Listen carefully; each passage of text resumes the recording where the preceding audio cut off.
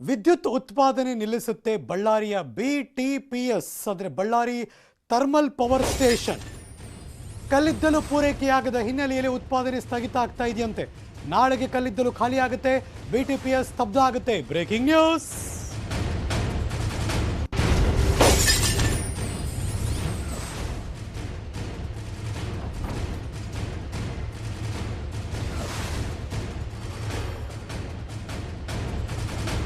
ಕರ್ನಾಟಕದ thermal energy ಕಂಪನಿಗಳಲ್ಲಿ ಒಂದು BTPS Ballari thermal power station. ಬಳ್ಳಾರಿಯ ಜಿಲ್ಲೆಯ ಕುಡಿತಿನಿ ಸಮೀಪ ಇದೆ BTPS ಘಟಕ. BTPSಗೆ ಆಂಧ್ರ ಮಹಾರಾಷ್ಟ್ರದಿಂದ ಕಲ್ಲಿದ್ದಲು ಪೂರೈಕೆ ಆಗುತ್ತೆ. ಗಡಿ ಪ್ರದೇಶದಲ್ಲಿ ಮಳೆಯಿಂದಾಗಿ ಉತ್ಪಾದನೆ ಕಡಿತ ಆಗೋಗಿದೆ. BTPSಗೆ ಬರ್ತಾ ಇದ್ದ ಎಲ್ಲ ಕಲ್ಲಿದ್ದಲು ಪೂರೈಕೆ ಬಂದ್ ಆಗೋಗಿದೆ. 1700 ಮೆಗಾವ್ಯಾಟ್ ಸಾಮರ್ಥ್ಯದ BTPS ಘಟಕ ಇದು. BTPSಗೆ ಬೇಕಾಗಿದೆ ದಿನಕ್ಕೆ 25,000 ಟನ್ ಕಲ್ಲಿದ್ದಲು.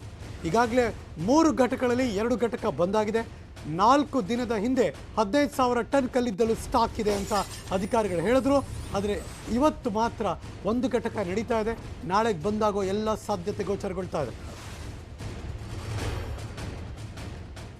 ಆ ಥರ